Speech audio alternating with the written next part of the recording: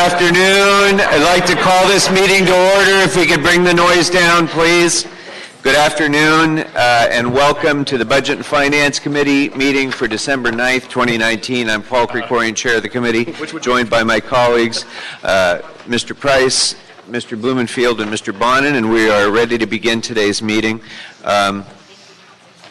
First thing I'd like to do is bring up our one multi-item speaker, Mr. Previn, who I'd like to invite to come on up and speak as to all items and general public comment. So if he could have his multi-item time and then an additional minute when he's concluded with that for his general public comment. Good.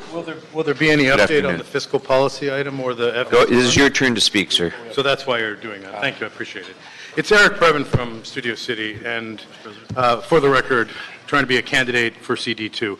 I will say that today you've got two city appeals of judgments against the city, which, you know, I know that it puts off the inevitable, but it's very hard to win on appeal, as we all know. I don't know. That caught my attention. I did note some of the more routine. I hope they're routine. We'll see what the payouts are. Take note, auto, trip and fall, ATV accident, which I haven't seen in a while, and of course an LAPD retaliation, which leads me to my proposal. Is there any way we can put this to rest rather than settling these cases and allowing the same kind of retaliatory efforts at LAPD? I mean, the budget is not in great shape. Today, in addition to the outside council report, we're adding a couple 100,000, thanks to Kretz and Krikorian and some of the Valley folks, to hire an outside firm called Kirsch, I believe, to fuss with the FAA about the Burbank Airport. Now, of course, we all are concerned about the Burbank Airport, but why can't we fuss with the 600 and something attorneys inside the building rather than writing checks as we did on that very hot afternoon, as you'll recall, for John Lee under the auspices of Greg Smith, where we wrote a check for up to $600,000 to Myers-Nave to conduct a similarly politically motivated lawsuit with the public dollars. It always wrinkles the brow, or, it draws attention. That said, we settled last week Stephanie Scott for $4 million to a firm called Bryan, Panish, Shea and Boyle. This could not be a more inappropriate firm. Let me just get the agenda. This is a firm, as you know, that was speak to the agenda. Tom We'll Peters, go to general public comment. Frog marched out by the officials practically. They were paying him referral fees. So that makes the city attorney feel like they need a little house cleaning. That said, to the investment policy revisions, good work. Whenever we run into an unforeseen $140-something million whoops and have to start leaning on departments to squirrel down, it's time to take a look at the investment policy rules. And that's what I'm trying to do. It came red marked and redlined quickly, so I'm looking. We're doing some great new ideas for getting revenue, and obviously we're going to be looking at fees and ways that we can come after the Angelinos in a way that's fair. It's got to be fair and reasonable. And, of course, the most important part, the council members and the mayor, and waive the fees. So this is an essential component to city government because when necessary, when there's a political clout maneuver necessary, that's when we can go for that. So I would appreciate that. And since we're in general public comment, we all look forward to the election campaigns coming up and to a fair and open platform on which people can debate. I know Bonin was a leader on public financing, and certainly Kretz was as well, and David Rue, who's not here, has certainly also been a leader at not coming to Studio City to explain why it's such a Thank you very much, Mr. Previn. So that closes general public comment. It closes comment on all agenda items as well. And with that, members, I'd like to first take up the consent calendar, and I'd like to propose the following recommendations for consent approval. On item 14, I'd recommend that we concur with the Public Works and Gang Reduction Committee and adopt the recommendations in the BOE report dated September 26, 2019. On item 15, I'd recommend that we request the city attorney to front fund outside counsel expenses in the amount of up to $200,000 for the firm Kaplan, Kirsch & Rockwell from City Attorney Fund 100, Department Number 12, account number 009301 for outside counsel, with the understanding that any shortfalls in the outside counsel account will be addressed in a future financial status report. And 2, instruct the CAO to place $200,000 from the UB reserve for mid-year adjustments in a new line item in the UB entitled Outside Counsel for Federal Aviation Administration Matters. On item number 16, I'd recommend that we concur with the Public Works and Gang Reduction Committee and adopt the recommendations in the BPW report dated November 26, 2019. On item 17, I'd recommend that we instruct the Bureau of Engineering, that we concur with recommendation number 1 in the Transportation Committee report and revise recommendation number 2 to read, instruct the Bureau of Engineering, the Department of Transportation, and the Bureau of Street Services to develop and present a revised budget for the Reseda Boulevard Complete Street project, including options for providing project elements through other programs. On item 18, I'd recommend that we note and file the report. Item 19, I'd recommend that we approve the Office of Finance's recommendation. Item 20, I'd recommend that we note and file the reports. Item 21, I'd recommend that we approve the Office of Finance's recommendations. And item 22, I'd recommend that we approve the motion as amended to make an appropriation from the Los Angeles Homeless Services Authority program expense line item in the UB as follows. $1 million to the Board of Public Works Fund number 100-74, account number 3040, contractual services, to be used as follows. $144,202 for mobile shower services at one encampment site in Council District 11, $723,444 for mobile bathrooms administered by LA Pit Stop at 2 encampment sites in Council District 11, and $132,354 to employ homeless and formerly homeless individuals in clean teams that pick up trash, also administered by LA Pit Stop in Council District 11. So those are my recommendations for consent. Mr. Blumenfield. I'm okay with all that, although on 22, and I'm okay with it, but process-wise, I mean, I want to have clean teams in my district. I've been pushing for that. I know that there's money coming down the pike from the state. I just don't, process-wise, I'd like us to figure out a way to do all of these at one time and think of them totally, although I recognize the problems that we have in Venice, and I'm not opposed to that. I just, I don't want us to each keep coming to the Budget Committee with one-offs. It's not a way to do this. Just a little refresher in the context of this is there are a number of things a lot of us were asking for in last year's annual budget process, and this was something I had asked for and agreed to put it in the UB until we had an actual program to attach it to. So there's now an actual program to attach it to. This was something that I had asked for while I was supporting stuff that other members were asking for during the budget process that came through sooner. So, any other questions or comments or objections?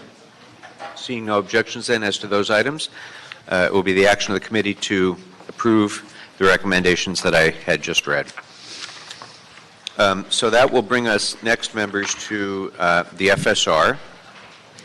And so because we have, just for the sake of the city attorney's representatives who are here, typically I take closed session before we do these matters. But what I'm going to do is ask for the FSR report, and then I'm going to ask that members call out their respective departments that you want to call special for further questions. Then we can dismiss everybody who has not been called out special. And then I'd like to hold the FSR in abeyance, and then we'll go ahead and complete, unless maybe we can get through it quickly. Maybe we can just get through it quickly. We'll see how it goes. But I am sensitive to the time demands of the attorneys and their clients who are all here, and so we'll try and, you'll be next right after the FSR. How about we do it that way? So with that, we'll go ahead and take up item number 12, the FSR. Item number 12 is the City Administrative Officer Report relative to the second financial status report for fiscal year 2019-2020. Good afternoon. Good afternoon. My name is Wilson Poon. I'm from the CAO's office, and I will be walking you through the second FSR this afternoon. As you know, the second FSR usually includes transactions required to provide sufficient funds for departments to make it through the mid-year. However, this FSR also includes the budget reduction exercise, which was recommended in the first FSR. This report does not include department budgets where there were no significant changes to the previously reported expenditures or revenue projections.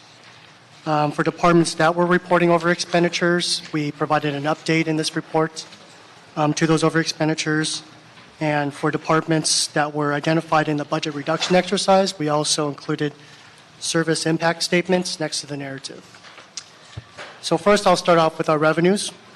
Based on our review of revenue data through October, we are $31.6 million above planned, receipts of $1.2 billion. This is due to higher receipts in property, business, sales, documentary transfer and transient occupancy taxes, parking fines, and interest earnings, and is offset by shortfalls in utility users tax and franchise income. Although we are above plan, it is still too early to project year-end revenues, as property tax and business tax receipts usually don't come in until December and January, and there's still downward risks for the utility users tax due to lower consumer demands. Now for expenditures, for the second FSR, we have identified $154 million in over expenditures, which is about $5 million more than the $149 million we identified in the first FSR. This is all illustrated in Table 1 on page 6 of your report.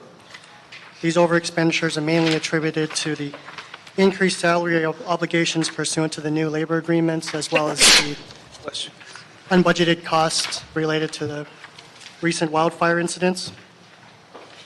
We are still unable to determine the full impact of the special salary adjustments or the impact of the conversion from a 15-step salary scale to a 12-step salary scale. And the controller is now reporting that the salary adjustments will not be into the payroll system until after the mid-year reporting period. So we are still projecting a $43 million impact from these special adjustments. However, we do want to note that there are some departments, such as DOT and sanitation, that have separately estimated these costs as well, and they are reflected as new expenditures on this table. We also have new expenditures in GSD for leasing and petroleum accounts. And for the remaining items on Table 1, there are really no significant changes from what we previously reported in the first FSR. And now I kind of want to jump to the budget balancing, the budget reduction exercise. First of all, we do want to acknowledge that all departments submitted a response to the budget reduction exercise. Departments were given a very short deadline for this assignment, as well as staff from our office also had very limited time with the holidays to review the responses. Some proposals were not feasible or had significant service impacts, and we want to continue to work with those departments and come back in the mid-year FSRs with additional budget balancing solutions. At this time, we've identified the reductions with the minimal or no service impacts, and these reductions total about $10 million, and we are recommending various actions to apply these savings to offset the overspending of $154 million.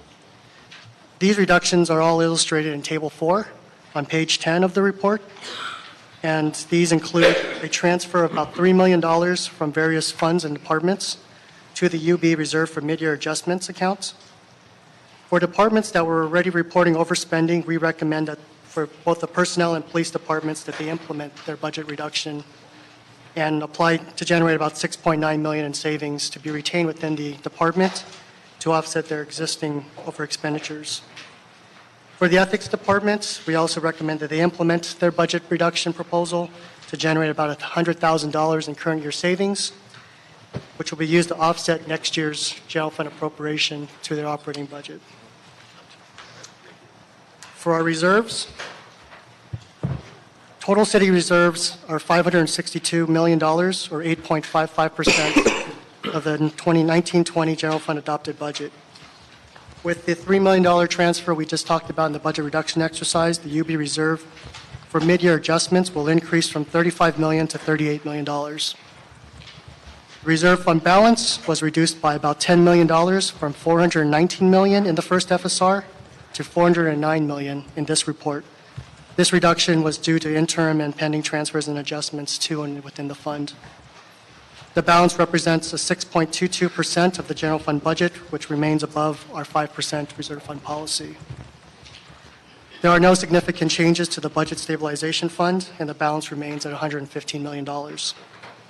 Our office recommends refraining from using the reserve fund at this time to offset current over-year expenditures. To conclude, as illustrated in Table 2 on page 7 of the report, the recommendations in this report, which include the budget reductions of $10 million, will reduce the year-end overspending amount from $154 million to $142 million. Potential future actions totaling $38 million may further reduce the year-end imbalance to $104 million. We anticipate some of this amount will be offset by special funds, and we expect departments to continue to manage within their budgets. Absent these actions, an appropriation from the reserve fund may be required. A transfer of $80.5 million would reduce the reserve fund balance to 5%, and a transfer of $47.6 million would reduce the balance to 5.5%. I also want to present the amendment to our second FSR, which I've provided to the clerk. We also want to add that a transfer of $20 million from the unappropriated balance, reserve for Fund Number 100, Department 58's Reserve for Extraordinary Liabilities account, be transferred to the Liability Claims Fund, Miscellaneous Liability Payouts account, to make sure that we have enough funds in that Liability Claims Fund to make it through to mid-year. Okay, and how much would that leave in the extraordinary liabilities account? Zero. Okay. That's the entire amount. So, all right, so, very good. So, okay. And with that, I'm available to answer any questions. Okay, just a couple. With the budget stabilization fund and the reserve fund combined, what percentage of the general fund does that leave us at? It's above 8%? 8.55%. Okay. And then I'll ask this just to, well, is anybody planning on calling DOT? Okay, well, let me see if I can just cover this with you and then save them having to come back. The report indicates that DOT's surplus projection has been reduced since the time of the first FSR, and that includes $5 million in MOU special salary adjustments. Do you or does someone else from your office, can you tell us what that reduction represents? The $5 million? Or Yeah, $5.1 million. the overall reduction, but, you know, there was $5 million in particular that were related to the Correct. MOU adjustments. DOT was one of the departments that calculated, based on work order information, what the impact of the MOU special adjustments would be. And so part of this amount may be included in our $43 million that we've been using, but we really don't know at this time until, yeah. Okay. And with regard to the, you know, budget savings exercise, you're right, departments had very little time to do this. I really appreciate the, you know, the degree of thoroughness that most departments engaged in such a short time frame to try to get that work done. That will have to be a continuing process of examination. We'll have to consider that in future FSRs. One of the recommendations that I will ask that we include in our action today, members, is to instruct the CAO to report on the cost reduction measures proposed by all departments in response to the first FSR, including an analysis of potential impacts on hiring and services resulting from each proposed measure in time for the report to be scheduled in the Budget and Finance Committee for review and action at the end of January. So with that, members, any departments that any of you would wish to call special to Mr. Kretz? The LAPD and the CAO.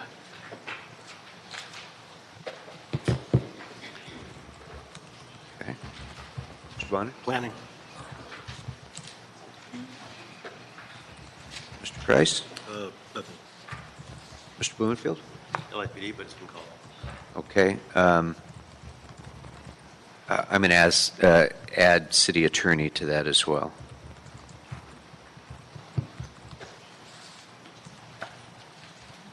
Okay. Since we only have a handful of departments, I think we'll just continue and plow through this. So why don't we go ahead and bring up LAPD first?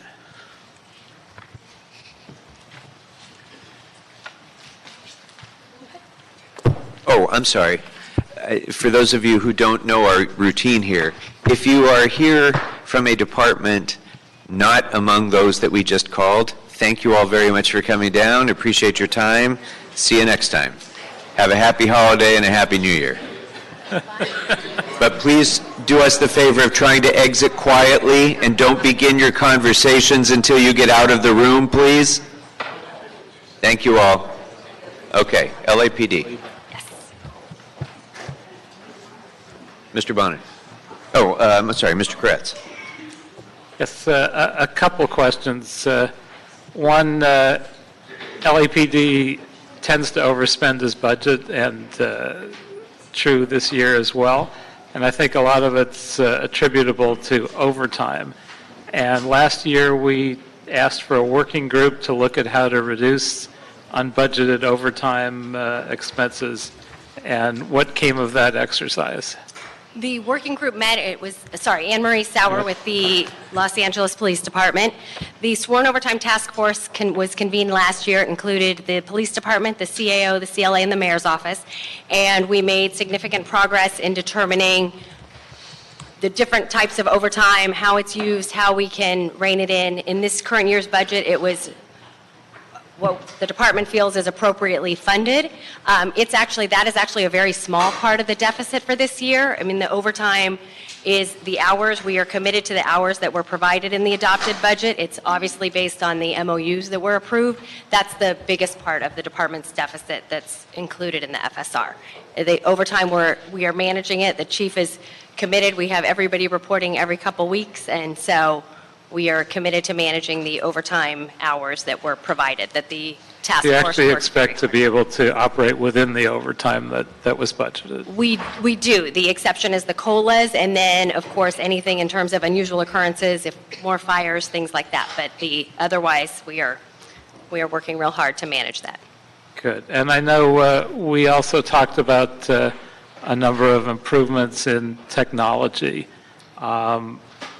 Where do we stand in terms of what was recommended, and has our IT department been involved, or is the department doing it on its own? No, we have worked closely with ITA. We continue to do that. I don't have the commander here who's over our Information Technology Bureau, but he and ITA are meeting regularly. We recently rolled out the new P1 CAD. That's been a big thing. Obviously, the funding that we were fortunate to get for replacement computers, lifecycle replacement. So we've been rolling that out as well. I'm happy, though, to have our folks contact you directly with more specifics. But the technology, as you know, is the chief's top priority. So we are busy with the funding that was provided in the budget, as well as the private capital campaign fundraising that we are working on. That would be great. And maybe I can follow up with the department on the IT progress. Sure. And have a meeting to discuss it in more detail. Definitely. We will reach out to your folks. And that is all I have. Members, Mr. Blumenfield? Thank you. The way that you guys are saving the money for this, according to the CAO, is the deferring of the purchase of the black and white. Correct. I always get concerned when we find savings through maintenance deferral, and that because sometimes that's penny wise and pound foolish. So wanted to get a sense from you, is this going to cost us in the long, in some ways it's like taking out a loan, and we shouldn't be taking out loans for this kind of adjustment. Is this just, 5 years, 6 years, they're both just as good, or is there an actual cost to doing this? There is a cost to doing it. I mean, it will potentially increase the out-of-service rate. It also ends up costing more in terms of maintenance. But the chief wanted us to present an actual cut that we really could take, because obviously there's nothing in salaries and overtime that we could offer, so there's very little wiggle room, which is why we went with something that was a legitimate cut we could make. So we are deferring the purchase of the black and whites. It will increase the out-of-service rate to about, I think, 15 to 17%. We're at about 10% now. But so in terms of going forward, that's what that will look like. So it's close to kind of the tipping point where How much it is could potentially impact So operations. it saves $5 million. How much does it cost? Or is that built into the $5 million? No, the 5 is just, we have $10 million this year in general fund money for vehicles, so half of that is what we offered, that we'd reduce the vehicle purchases So by. what is it going to cost us? I mean, the 17%. Right, it would be essentially the impact to our out-of-service rate, and if, let's say, we have to deploy vehicles, and, again, they're still being, if we have traffic collisions or any maintenance, so I don't have a price tag for what that is going to cost. It's just going to it does push the problem down the road, yes. And we've worked hard to get funding for vehicles, but like I said, it was something we wanted to come forward with, something that we could really have as a true Is it reduction. going to be close to the $5 million? The The cost, the 17% cost? It will, again, I can't say exactly how much the parts and maintenance will be. I can see if our motor transport folks can put that together. I'd like to see some sort of analysis Okay, on the cost benefit of this cost, okay, because we made a lot of bad decisions during the recession because we had to. We shouldn't be making bad decisions now because we don't want to. So I'd like to see some analysis on what it actually costs us in the long run, the cost benefit analysis of making a cut like this. Because it does concern me, because we have a replacement cycle for a reason, because somebody at some point decided, in order to optimize our costs, and those could be costs not just financial, but in terms of police safety and other Right. things, and those are real, we should be on a 5-year cycle, and if we are cutting corners to change that, what is that costing? okay. And then the second one is more just informational. The source of the $5 million in the UB that's being transferred to LAPD overtime for security at the bridge housing facilities, is that That funding, or is that, where's that money? I'm going to let the CAO identify where the funds are from, but it's a specific line item in the UB for the abridged home. I don't believe it's from the homeless budget because that hasn't been used as a source of funds. That is correct. The specific line item in the UB, or specifically for the bridge homes. Okay, so it was a line item that we put in the budget Yes. That's correct. last year into the police budget. In the It was in UB. the UB. It was in the In the UB. UB. In the for- existing budget, and this proposal is to move it to the departmental budget. Okay, That's correct. great, thank you. But with the understanding, and it's now, I think the way the report,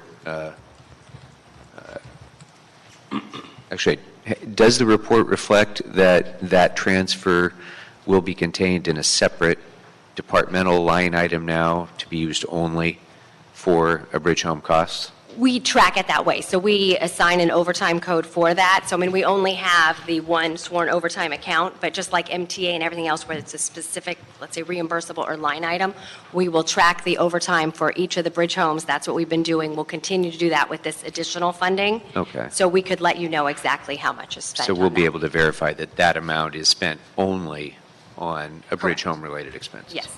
Okay. Okay. Anything else, members? Okay, thank you very much. Thank you. Mr.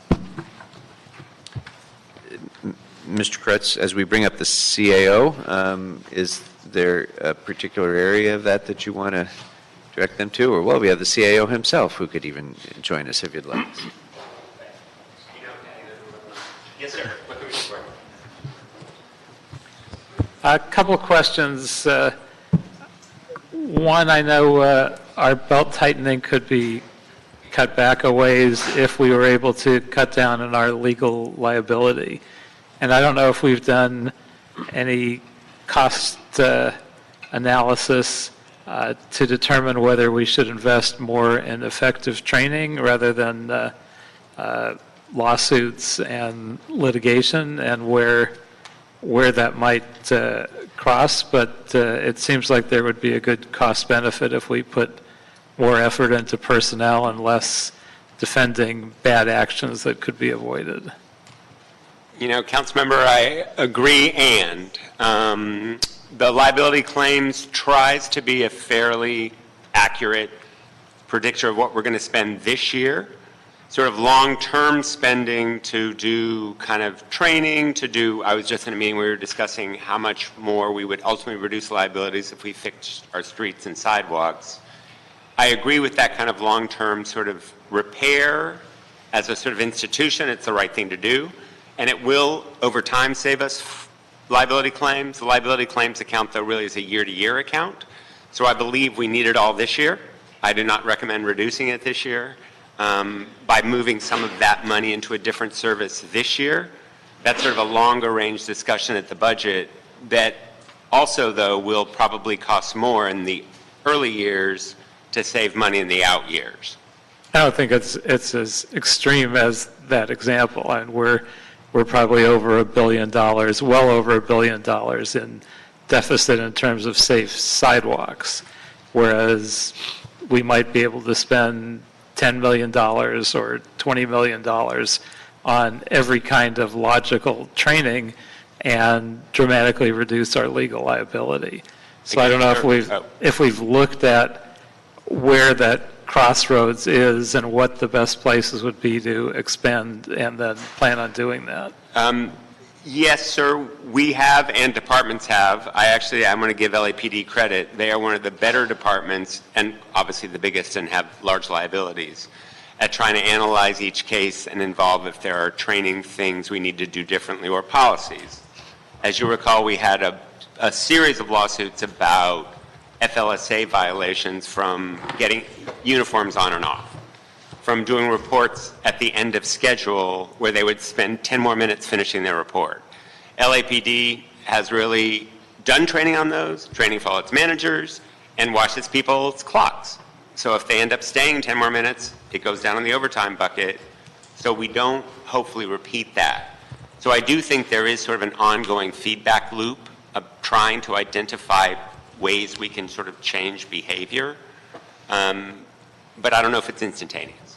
And I don't know if we're doing any kind of consistent analysis of where the latest legal liabilities that aren't truly necessary are coming from and where we can do the training to eliminate them. I don't know how the fire department's doing, which had some problems for a while as well, and other departments that are continuing to have liability issues. I think that's a good question, sir. Mr. Krikorian has been involved with the mayor in trying to do a more sort of methodical, and the city attorney's office methodical kind of risk management analysis and feedback loop.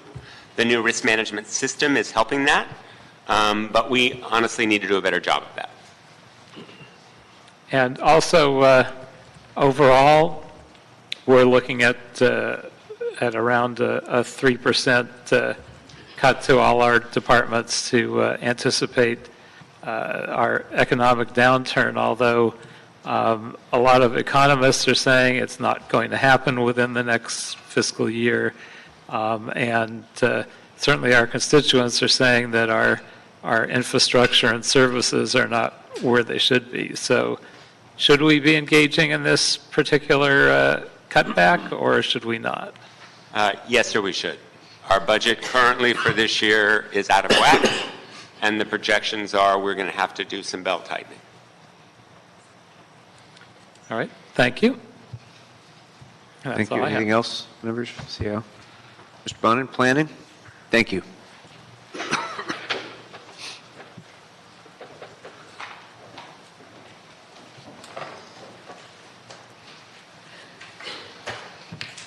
Go right ahead, Mr. Bonin. Thank you.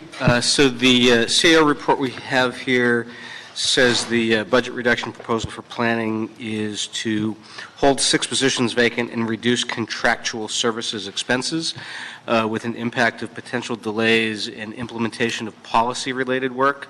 The department will also delay less critical consultant work. Can you tell me a little bit about which contractual services will not be used or extended and what policy work is going to get impacted? Yeah, so Raul Mendoza, Department of City Planning. Actually, just to kind of clarify what was in there, I think when you think about we have a number of vacancies in the Department of City Planning. And looking at that work, I think any department would say any vacancies probably contribute a little bit to delays. However, I would say that the number of vacancies that we have right now And this reduction would not have any impact really on delaying any work as currently anticipated. So I think with all the work that we have going on, we're working on aggressively filling our vacancies, but the time, any month that passes where that vacancy is held open, we're kind of collecting this salary savings, which is really reflective in the $458,000 that's shown there. So I don't think there's really any impact at this time. So, okay, I just want to underscore that, because that was, if I'm going to vote for something, I want to know what the impact will be, whether it's going to be on, Mr. Koretz's wildlife corridor or on something to protect or promote affordable housing, but you're saying, again, not an impact. Correct. Okay, so when Mr. Bertoni responds to my call a few months from now and says, oh, you guys made a cut, I'm going to refer him to this clip. Absolutely. Okay, thank you. Okay, anything else, members, for planning? All right. Thank you very much. City Attorney, please.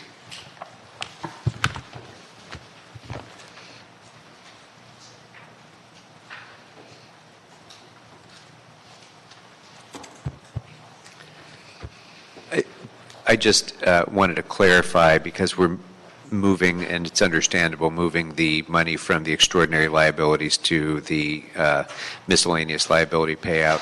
That makes sense to me, provided that the city attorney is not currently anticipating any extraordinary liability, any liability requiring a draw upon the extraordinary liabilities account between now and the end of the budget year. Is that true? Brian Hill, Office of the CAO. That's correct, Councilmember Krikorian. This is simply just a cash flow issue, or in anticipation of the cash being needed. Great. So this is kind of the function that segregating these two accounts was intended to achieve, which is that sometimes we have extraordinary liabilities, sometimes we don't. Placeholder money, which can then be used for ordinary liabilities as they come due. That's good to know. So we don't anticipate then, between now and the end of the budget year, having to come back for another draw from the reserve or otherwise to fund any extraordinary liability. Yes? That's correct. Terrific. Okay. Mr. Ceja. Ben Ceja with the CAO. Although I do want to clarify that there is somewhat of an extraordinary payment that will be due in the next, within the next 30 days, tied to the Levitsky matter. That was a settlement from 3 years ago, where everything is, in essence, finally approved by the courts, and there is a payment due that it will be drawing upon the liability claims, which is why we're transferring these dollars earlier than usual. Usually we transfer the amounts in the extraordinary liability accounts in the mid-year, but because of this one case, we were doing so earlier so that there's enough cash in this liability to account for the regular cases that get approved. Right. So I'm asking the flip side of it, though. If you take the money out of the extraordinary liabilities, my concern is you now have an empty tank on the extraordinary liabilities side. I just want to make sure that there's no anticipated draws on that empty tank. It makes perfect sense to move it into the liability claims account. Yes. All the draws would have to be from the liability accounts at this point forward. Okay. Okay. And we don't anticipate any need to overdraw that account at this point. Well, I don't want to speak for the city attorney. They may have a difference. Well, he's with the CEO's office as well. Yeah. But anticipates the city attorney's budget. And so that is our expectation. That's correct. Correct? Okay. Very good. That's all I need. Thank you very much. Members, anything else on the FSR? Councilmember, Yeah. We've also received an amendment from the CLA. Yes, that should be before all of you. It's been distributed in writing. Perhaps you'd like us to read that into Yes, the please. record? Okay. The amendment is to transfer or appropriate $200,000 from Council Fund 100/28, Account 1010, Salaries General, to Council Fund 100/28, Account 610, Office and Administrative Expenses, to better align with current expenditure patterns. All right, and we already have the CAO amendment with regard to extraordinary liabilities. I believe Mr. Poon read that into the record already, and we also distributed that one. Very good. Is that right? Yeah. I'm the CAO amendment? Yes. Okay. Do you need the CLA amendment as well? No, we just did that. So. Okay. All right, with those amendments then, is there any objection to proceeding with approving the report as amended? Seeing none, that will be the action of the committee. Thank you all very much. Appreciate your coming down. So the only item we have left for open session is item 13, but I'd like to go next to our closed session items. So I apologize if you're here on item 13, but I want to get the closed session stuff done quickly if we can. So we'll go ahead and begin. Unless the city attorney has requests for priority, we'll begin with item 1 and continue on in numerical order. 10 first? Okay, item 10 will be first, and then we'll go to numerical order. So if you're not here for closed session, please leave the room. Please leave the room if you're not here for closed session, expeditiously.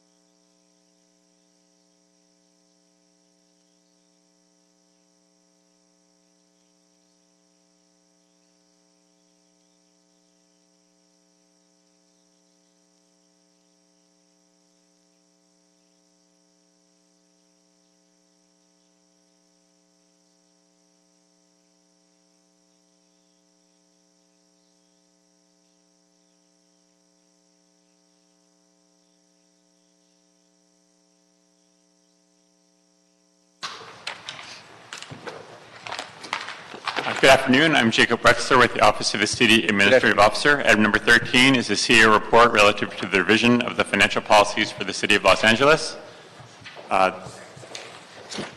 This report is, well, first of all, as part of the 1920 adopted budget, the City Council instructed the CEO, with the assistance of the CLA, to prepare revisions to the city's financial policies.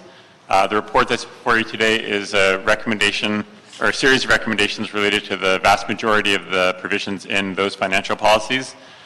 In terms of background, the financial policies were first adopted in 2005 by the City Council. That document included 6 sections, but since that time, a lot has happened in sort of the financial policies framework. Among other things, the city has established the new Budget Stabilization Fund during that time. You adopted an encumbrance policy back in 2013. The city has been working with these policies and identified new practices related to fiscal management during that time, new practices and policies. And in addition, there's been a whole, as there always is, a whole series of conversations and recommendations and best practices that have been identified by other jurisdictions and experts in this field, including the Government Finance Officers Association, or GFOA. So this report and the recommendations in this report incorporate sort of all of these changes into a new and proposes new revisions to the financial policies to try to bring all of these changes in the environment into the updated policies. The specific report that's before you recommends revisions to 4 of the sections: the fee waiver policy, the fiscal policies, the pension and retirement funding policy, and the reserve fund policy. There are 2 other sections: the capital policy and the debt policy. Those policies, our office has also prepared reports for revisions for those, and those will come before you separately, probably in the near future. And in addition to the revisions to those 4 sections, we've also added, this report also recommends adding a new section to incorporate the general fund encumbrance policy, which, as I said, was adopted in 2013. There's a lot going on in this report. There's a lot of sections, a lot of provisions. I'm happy to run through a discussion of the major changes or answer questions as you would propose. I think it would be helpful if you gave just kind of a top line, summary of the most important changes, at least. Okay. Particularly with regard to the Budget Stabilization Fund. Okay, I'll focus on the Budget Stabilization Fund. Sort of the most changes, maybe I'll go in the order of the policies. The first set of policies are the fiscal policies. These are the ones that we think of when we think of sort of budget best practices, revenues, fees, special funds, the ones that sort of the one-liners that many of which you hear and see while we go through the budget process, because we refer back to them. For the most part, the policies are updated to reflect our current practices, as well as current best practices, and also to bring in policies that we had in other places into a single comprehensive document. So somebody who's looking at what the city is doing in terms of sort of acting in a fiscally responsible way can see everything that sort of we're acting under in a single place. There's about 39 provisions. I'm certainly not going to go through all of those. Why don't I highlight the ones that are kind of new, new policies in terms of may change our practices to some degree. One of the changes that we're recommending is that when the city looks at, new projects, that we actively take consideration of the future costs of those projects. That would require whoever that entity is, a CEO or a department, to report on what the future costs are of any sort of project. So you would see that information as you made that decision. Another policy is that the new fiscal policies recommend discouraging the approval of unfunded positions. This is something that your committee has been increasingly aggressive about doing, as well as the mayor's office during the budget process. So this really fits current practice, but there's no existing policy to that effect. But we would recommend adding that as a fiscal policy. There's a recommendation that we add a policy that would discourage restricting currently unrestricted revenue streams. So this is when, if there's a general fund revenue that's coming in for a certain, we wouldn't want to necessarily set aside that toward a specific policy goal, but give the discretion of the city council to make those decisions through the budget process on an annual basis. There is a policy recommending that requiring action that if you take an action to reduce revenues during the fiscal year, that at the same time there would be an offsetting reduction to an appropriation. That just keeps the budget in balance. It certainly is a solid budgetary practice. There's a new policy recommending, we continue to recommend that fees fully recover the reasonable costs of a service, but there's a new policy requiring that if, in fact, you make a policy decision to have a fee that doesn't fully recover the reasonable costs of a service, that annually we report that to you so you're aware of sort of the cost of that policy decision for transparency, and also so you can understand sort of the costs you make that cost benefit assessment on an annual basis. Similarly, for special funds, the policy would expect that special funds would recover the costs of the services provided by other departments to kind of support those special funds. Generally, we try to fully recover those costs from the special fund. There are several special funds that the council and mayor choose to not fully recover the costs of those sort of related costs, those overhead costs. And again, we would report annually on that. That reporting would be a new component. So you could see the costs of those, subsidies or whatever you'd want to call them. There are also with special funds, there's a policy encouraging special fund administrators to establish reserves. What this would do is protect the general fund so that if a special fund has a problem during the course of the year, if there's a reserve, it could sort of be a buffer for the general fund, because ultimately the city is responsible for all of the expenses that we have, and if there is a reserve, we can protect the general fund from those unanticipated costs. And finally, just in terms of the brand new policies, there's a statement requiring the city to make an adequate investment to maintain its real property and equipment. This is a statement of principle. There'll be a lot more detail in the capital policy, which will come before you at a future time, but the statement of principle is one of the fiscal policies. So those are some of the brand new ones. There's many other kind of minor changes to the fiscal policies. Second, just continuing to go in order, we're recommending eliminating the section on the fee waiver policy. The reason for this is because most of that policy is no longer relevant, but the components of the fee waiver policy that are relevant, we're recommending moving them into the fiscal policies. And that fee waiver policy essentially says the council has the right to waive a fee for, based on certain considerations. The only addition that we've made to that policy is that the general fund should pay for the portion of that waiver. That's just a sort of a legal requirement because we wouldn't want a full paying user of the service to have to subsidize another user who's getting a waiver of those costs. Those costs should be borne by the general fund, not by the other service receivers.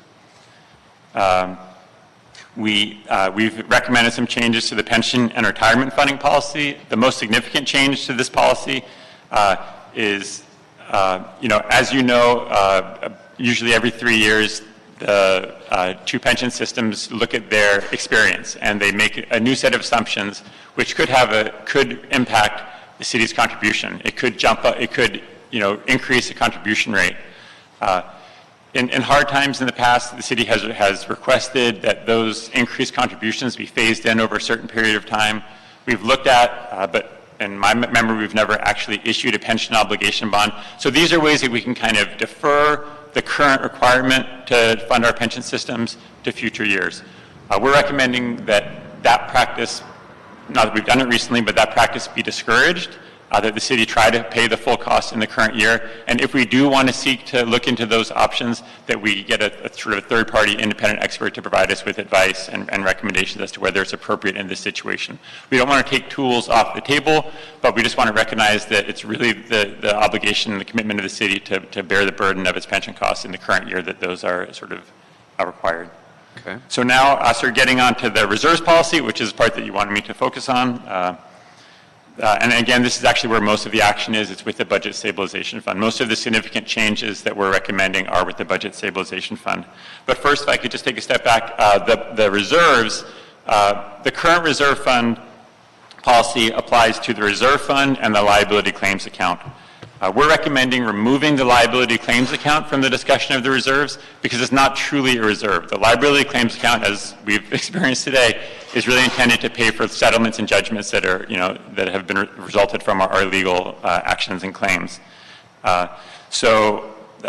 reserves really should be sort of those places where we can go to address challenges that come up during the fiscal year, and the liability claims count really is not that.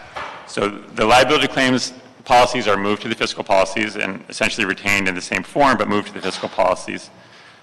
Instead, what we've done is we've updated the reserves to, instead of just having the reserve fund policy, we're calling it the general fund reserves policy, and we're matching the city's current practice to consider those reserves as the reserve fund, the budget stabilization fund, and whatever council and mayor choose to put in the budget in the unappropriated balance reserved for mid-year adjustments.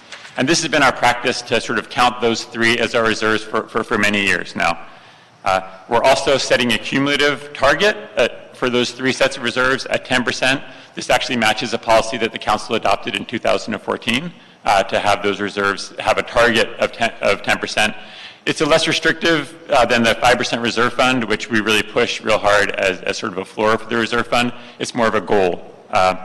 There's also a 15% cap, which already exists in the policy, so that all three of those reserves, if we have hit more than 15% of general fund revenues, then the excess should be used for one-time purposes or paying down our pension obligations. So focusing now on the budget stabilization fund, as we've been operating with this fund for the last several years, we've identified some challenges with implementing it. You certainly have noticed that in each year we've said, well, the obligation, the requirement for the city in recent years, as we've had good times, is to make a huge contribution to this fund, but because of these exceptions, we don't have to make it. The BSF is an important place, it's an important fund because it provides us that soft landing in a recession. It helps us to not overspend in good times by squirreling away some money into the budget stabilization fund if we have excess revenues and our economically sensitive revenues, which is our 7 general fund tax revenues. But it also allows us to withdraw funds from the fund in times when our revenues are below that average growth level. So sort of one component of this is how do we establish that growth threshold, the point at which above we have to contribute and below we can withdraw. Currently, it's set, the policy requires that we set this growth threshold every 5 years, and we do a 5-year look back. So every 5 years, we'll make a significant change to the budget stabilization fund growth threshold based on where the growth has been for the prior 5 years. So for example, this year, we changed from a 3.4% average growth to a 4.5% average growth. In our minds, this is sort of an extreme change, and it's because these 7 general fund taxes are actually relatively volatile, and they do change quite a bit. And in good times, we'll have high growth, but in bad times, we could also have had a 1% growth. And what we're recommending is that sort of be smoothed over time. So instead of having a 5-year look, every 5 years look at the prior 5 years, we're recommending an annual review of that growth threshold and looking back over 20 years. Just as a point of interest, the 3.4% that was established in the initial policy was actually based on a 20-year look back. So we want to have that be sort of the practice on an ongoing basis and do it annually. We would present that number prior, probably in the mid-year FSR as the target, so everybody knows what it is going into the budget, and it would probably be gradual change year over year as opposed to these sort of extreme changes that we saw the one time that we applied that. In addition, the current language is somewhat ambiguous in terms of what should be considered as growth. Yes, we know that it's related to those 7 general fund tax revenues, but we also believe that it should be limited to ongoing growth. This hit us a few years back when we had the unwinding of the triple flip. So we had this 1 year where we had a huge influx of, I remember, probably sales tax, sort of making up for in the early 2000s when we had to, I think, donate some of that for exchange it for property tax. But what we found is this sort of gives us the sense that we have this incredible growth, but it's really one-time growth. I mean, we should spend it for one-time purposes, consistent with the rest of our fiscal policies, but we shouldn't necessarily have it be an impact on the budget stabilization fund contribution. And we shouldn't have had to put all of that in the BSF when we have a separate policy that can help us to protect that one-time funds. So we're recommending making it clear that the growth that we're measuring is that ongoing growth. So those are the changes to the growth threshold. Second, we can look at the protocol, sort of the way that we withdraw money from the budget stabilization fund.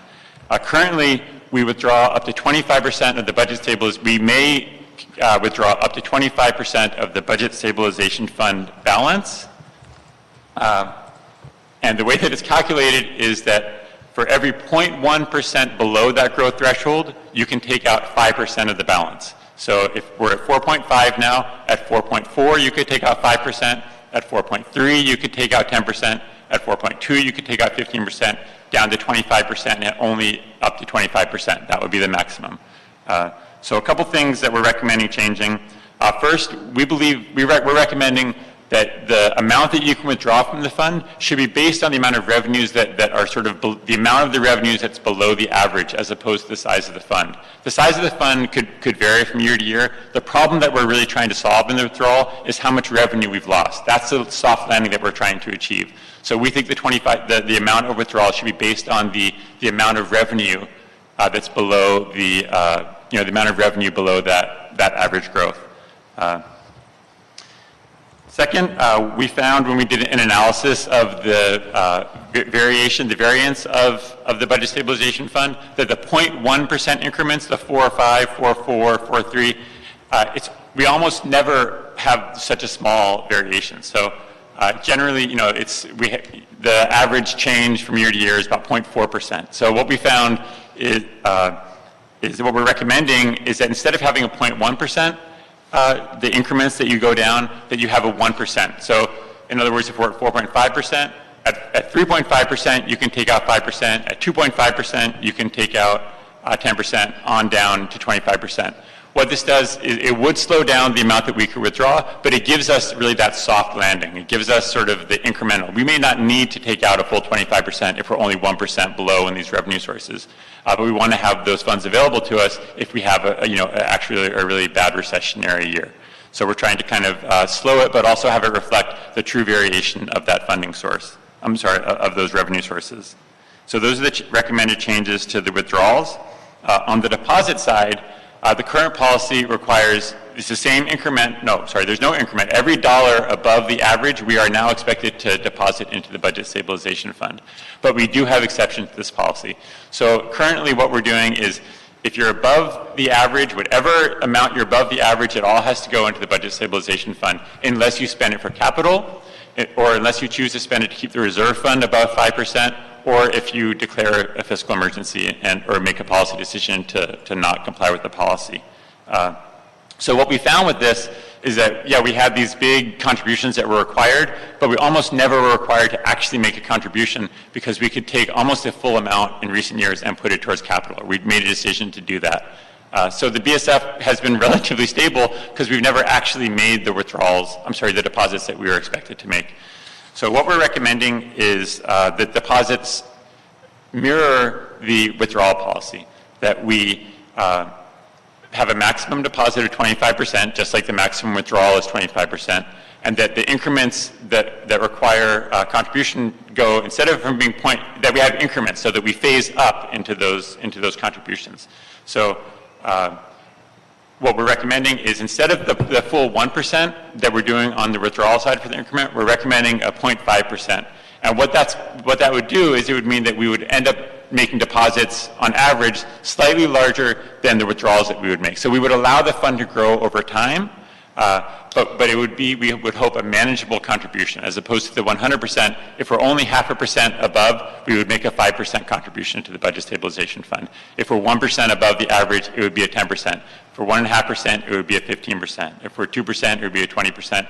And anything above 2.5% would be a 25% of that sort of excess revenue would go into the Budget Stabilization Fund. But there would be no exceptions. We wouldn't have the capital carve out. We wouldn't have the reserve fund carve out. What we found by sort of doing a statistical analysis of this is that over time the Budget Stabilization Fund would grow on average each year by about 3%.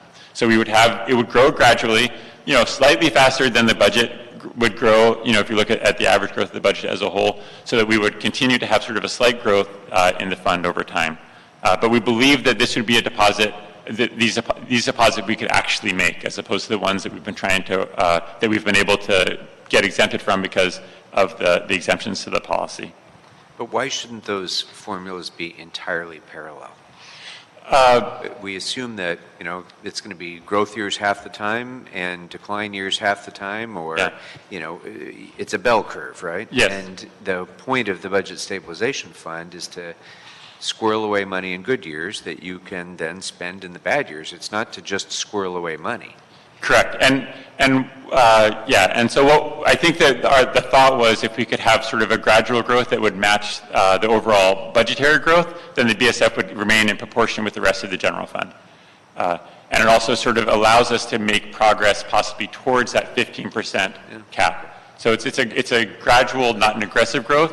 We actually went back and forth. I think that you could make an argument, that you're making as well.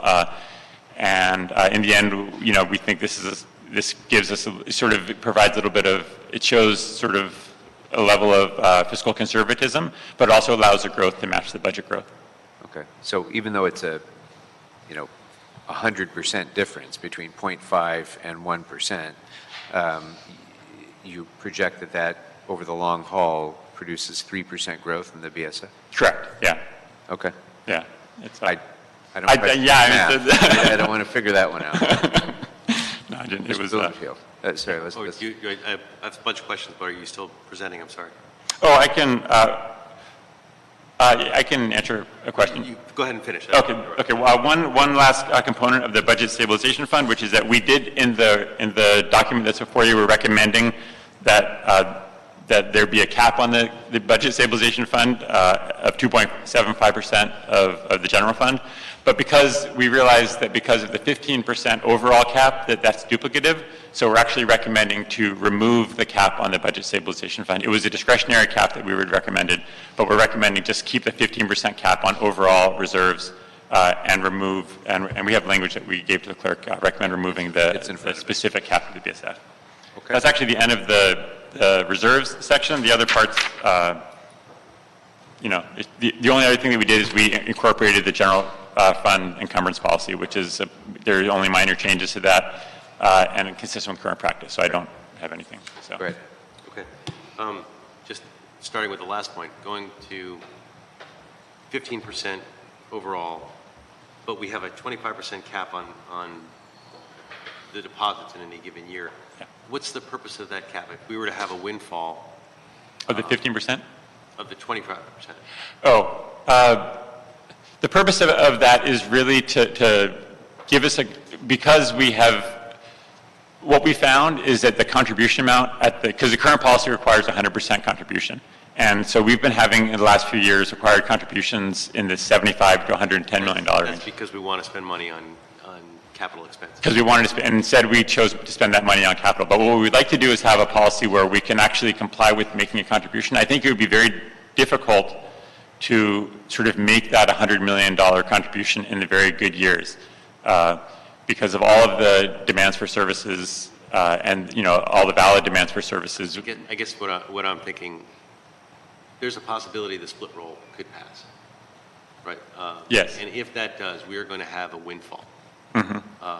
In the very first year. I would imagine it would be great if during that windfall we could sock away our full reserve and not be limited by a 25% cap. Right, and the policy, the budget stabilization fund, as it currently does, the policy can't, it's certainly the discretion of the council and mayor to make a different decision about, these are sort of the floors, not the ceilings.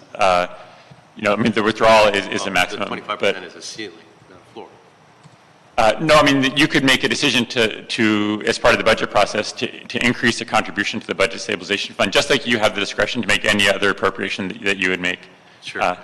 All of this is policy, not law. And we could undo, even if it were law. Well, even the ordinance will have a statement that you have the discretion to make a different contribution. And we have that. Regardless, we can't be bound by a previous council. I would just, as a, thinking about the split roll, are any of these policies thinking about what could potentially happen with that if that passes on the ballot?